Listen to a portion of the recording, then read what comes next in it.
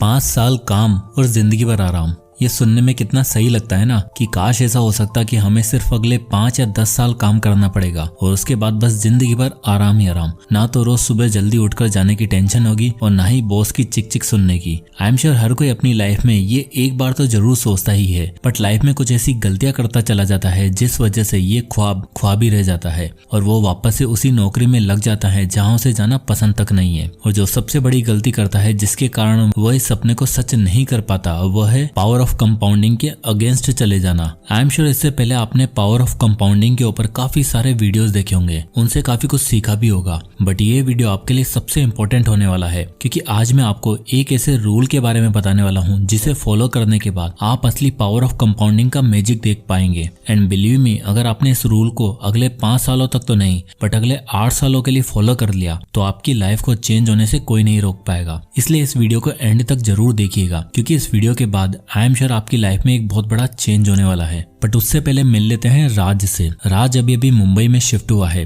राज की उम्र हो चुकी है 25 साल और उसे एक अच्छी सॉफ्टवेयर कंपनी में जॉब मिलती है जहां उसकी सैलरी 1 लाख रुपए महीना है। राज राजस्थान के छोटे से गांव से बिलोंग करता है और पहली बार मुंबई आया है और इतनी मेहनत के बाद जब इतनी अच्छी जॉब मिली है जहाँ उसकी सैलरी 1 लाख है तो बात ही क्या है। और फिर राज वही करता है जो बाकी लोग करते हैं। सबसे पहले तो राज एक पॉश एरिया में फ्लैट देखता है जहाँ का रेंट होता है 25,000 रुपए। अब राज का ऑफिस थोड़ा दूर था और अब इतनी अच्छी सैलरी होने के बाद लोकल ट्रेन में कौन ही सफर करना चाहेगा, तो राज जाता है एक न्यू ब्रांडेड कार लेने और राज को पसंद आती है टाटा की नेक्सॉन गाड़ी, जहां वो सबसे हाईएस्ट मॉडल चूज करता है जिसकी प्राइस होती है लगभग 15 लाख रुपए। अब इसमें से राज 20% तो डाउन पेमेंट कर देता है और बाकी के बचे 12 लाख का वो बैंक से लोन ले लेता है। अब इस EMI कैलकुलेटर में देखो, राज ने 12 लाख रुपए का लोन लिया 8.5% के इंटरेस्ट रेट पे और 5 साल के लिए EMI बनवाई। तो राज को जो हर महीने EMI में देना पड़ेगा वो है 24,620 रुपए। अब जैसे कि राज 1 लाख रुपए कमा रहा है तो उसका रेंट में 25,000 रुपए और कार लोन की EMI में 25,000 रुपए जाने लगा। अब बचते हैं उसके पास 50,000 रुपए। अब जैसे कि राज थोड़ा खर्चीला आदमी था तो वो हर वक्त तो ऑनलाइन शॉपिंग करता, मार्केट में जो भी न्यू ब्रांडेड फोन आता सबसे पहले लेता और हमेशा जोमेटो और स्विगी से फूड ऑर्डर करता था और महीने के एंड में सारे 1 लाख रुपए उड़ा देता था क्योंकि उसका मानना था कि जो करना है आज में करना है, कल किसने ही देखा है, आज मौज कर लेते हैं। तभी अचानक उसे बचपन के 2 दोस्त मिलते हैं, करण और विकी। राज उन दोनों से पूछता है कि आजकल तुम दोनों क्या कर रहे हो, तो विकी बोलता है हम दोनों ने मिलके मुंबई में एक इन्फ्लुएंसर मार्केटिंग एजेंसी डाली है। अब राज पूछता है कि इसमें क्या होता है, तो विकी एक्सप्लेन करता है कि आजकल इंस्टाग्राम और यूट्यूब पर काफी सारे इन्फ्लुएंसर आ गए हैं, तो हमारा काम ये होता है कि उन तक ब्रांड्स को पहुंचाना जो अपना प्रोडक्ट प्रमोट करना चाहते हैं। और इससे होता क्या है कि उन इन्फ्लुएंसर को ब्रांड प्रमोशन मिल जाता है और ब्रांड को भी इधर उधर भागना नहीं पड़ता और इसी बीच में हमारा कुछ कमीशन बन जाता है। अब राज को लगा कि ये लोग क्या ही कमा रहे होंगे तो वो पूछता है इन सब में पैसे वैसे बनते हैं या फिर नहीं, तो विकी बोलता है कि हाँ, सारे खर्चे निकालकर 1.5 लाख रुपए तक का प्रॉफिट हो जाता है। और जैसे विकी और करण दोनों 50-50 की पार्टनरशिप में होते हैं तो आराम से महीने के 70-75 हजार रुपए वो कमा लेते हैं। वहीं फिर विकी राज से बोलता है कि तू आजकल क्या कर रहा है, तो इस पर राज बोलता है कि एक सॉफ्टवेयर कंपनी में काम करता हूँ, सैलरी है 1 लाख रुपए। तो विकी बोलता है अच्छा है, फिर इसमें से कितना पैसा इन्वेस्ट करता है। इस पर राज शौक होते हुए बोलता है इन्वेस्टिंग, अरे नहीं भाई, इन्वेस्टिंग जैसी चीजों में मैं नहीं पड़ता, मैं तो बस लाइफ के मजे ले रहा हूँ। और देख अभी कुछ दिन पहले ही मैंने चमचमाती कार ली है, इनकी EMI भरने में ही पैसा खर्च हो जाता है, इन्वेस्टिंग जैसी चीजों के लिए पैसा कहाँ है मेरे पास। और आगे बोलता है कि वैसे भी इन्वेस्टिंग जैसी चीजों से कौन अमीर बन पाता है। इस पर विकी बोलता है कि ऐसा नहीं है, तूने शायद पावर ऑफ कंपाउंडिंग का नाम नहीं सुना। अब राज बोलता है कि कंपाउंडिंग वही है ना जो अपन ने 10th क्लास में पढ़ी थी। विकी मुस्कुराते हुए बोलता है हाँ भाई वही है। तो राज बोलता है कि 10th क्लास की बातों से कहाँ तू अमीर होने की बातें कर रहा है। इस पर विकी फिर स्माइल करते हुए बोलता है कि हाँ भाई, बात अमीर बनने की नहीं है, कंपाउंडिंग एक ऐसी ताकत है जिससे तू लाइफ में जल्दी रिटायर भी हो सकता है। अब राज बोलता है रिटायर तो भाई 60 की एज में होते हैं ना, अभी तो जॉब करना स्टार्ट ही किया है, तू कहाँ रिटायर होने की बातें कर रहा है। इस पर विकी बोलता है कि भाई लाइफ टाइम जॉब किसे करनी है, मैं तो इन्वेस्टिंग के लिए 80-20 रूल का यूज करता हूँ। इस पर राज बोलता है ये कौन सा रूल है। इस पर विकी बोलता है इसके अकॉर्डिंग मैं महीने का जितना भी कमाता हूँ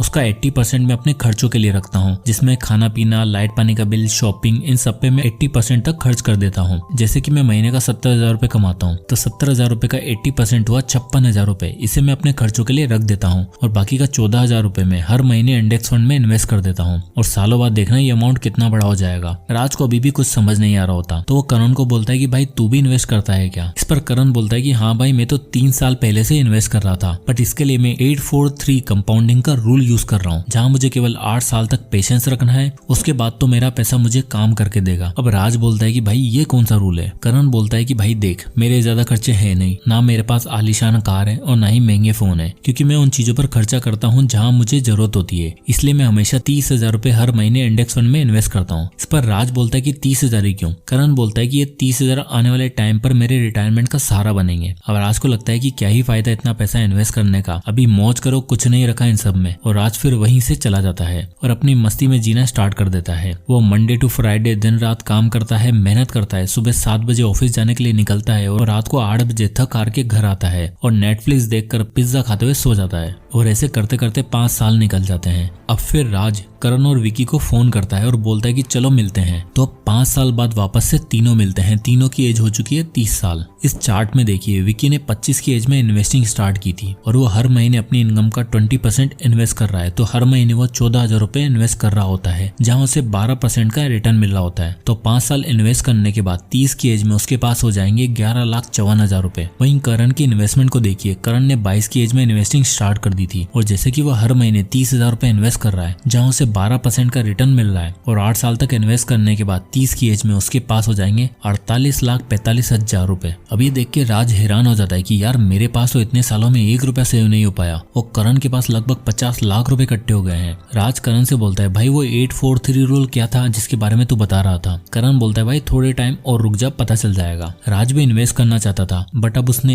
एक घर लोन पर ले लिया था जिसकी EMI जाने लग गई थी और जैसे ही उसकी कार की EMI खत्म हुई तो अब होम लोन आ चुका था और वो अब भी कोई भी पैसा सेव नहीं कर पा रहा था। अब फिर वापस से वो अपने अपने कामों में लग जाते हैं और 7 साल बाद वापस मिलते हैं और जब इनकी एज हो चुकी है 37 साल तो ये लोग वापस मिलते हैं। इस चार्ट में विकी की इन्वेस्टमेंट को देखिए, 37 की एज में उसकी इन्वेस्टमेंट 45,11,530 रुपए हो चुकी है और वहीं करण की वेल्थ को देखिए, करण अभी भी वही 30,000 रुपए इन्वेस्ट कर रहा है और 15 साल हो चुके हैं उसे इन्वेस्ट करते करते और अब उसकी वेल्थ हो चुकी है 1,51,37,280 रुपए। और ये देखकर राज के होश उड़ जाते हैं। राज बोलता है कि यार पहले तूने 8 साल तक इन्वेस्ट किया था, जब हमने लास्ट टाइम मिले थे तो तेरी वेल्थ 50 लाख थी और नेक्स्ट 7 सालों में ये 3 गुना बढ़कर 1,51,00,000 कैसे बन गई। और यही करण बोलता है कि भाई यही है कंपाउंडिंग की ताकत। और करण आगे समझाता है कि भाई इसे कंपाउंडिंग का 843 रूल कहा जाता है, जहां अगर आप महीने का 30,000 रुपए इन्वेस्ट कर रहे हो और आपको एक इंडेक्स फंड में 12% का एनुअल रिटर्न मिल रहा है, जो कि इतना मुश्किल है भी नहीं, तो आपको पहले 50 लाख बनाने में 8 साल लगेंगे, जो कि आपके लिए थोड़ा पेनफुल हो सकता है क्योंकि पहले 50 लाख बनाना थोड़ा मुश्किल है। फिर होता है कंपाउंडिंग का जादू, क्योंकि अब अगले 50 लाख बनाने में आपको केवल 4 साल लगेंगे और उसके अगले 50 लाख बनाने में केवल 3 साल।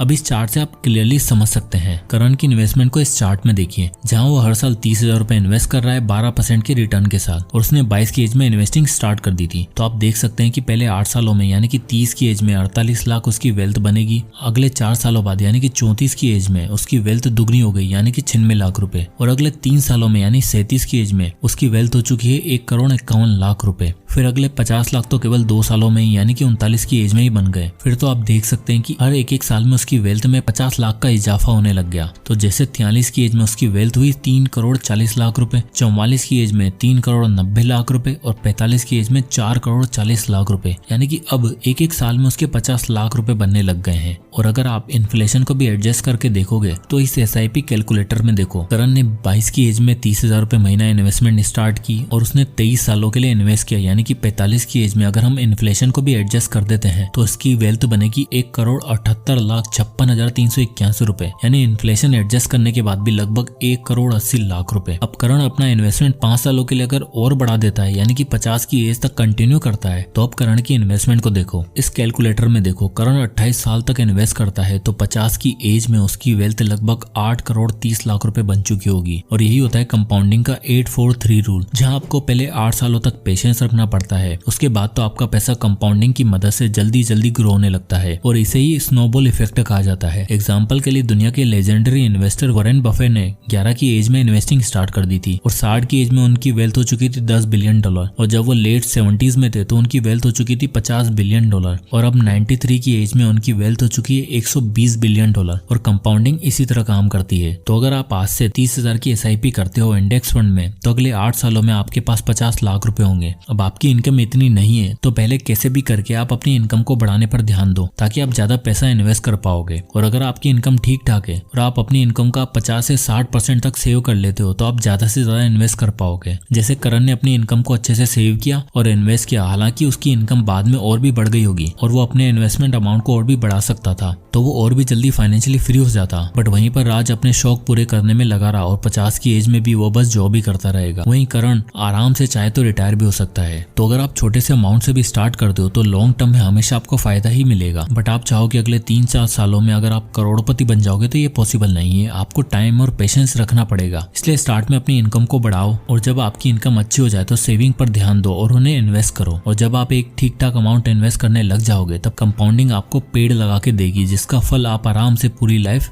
एंजॉय कर सकते हो। तो आई होप कि इस वीडियो से आपको कंपाउंडिंग का मैजिक समझ में आया होगा। ये वीडियो पसंद आया हो तो इसे लाइक करो और चैनल को सब्सक्राइब करना ना भूलें। तो मिलते हैं नेक्स्ट वीडियो में, तब तक के लिए जय हिंद।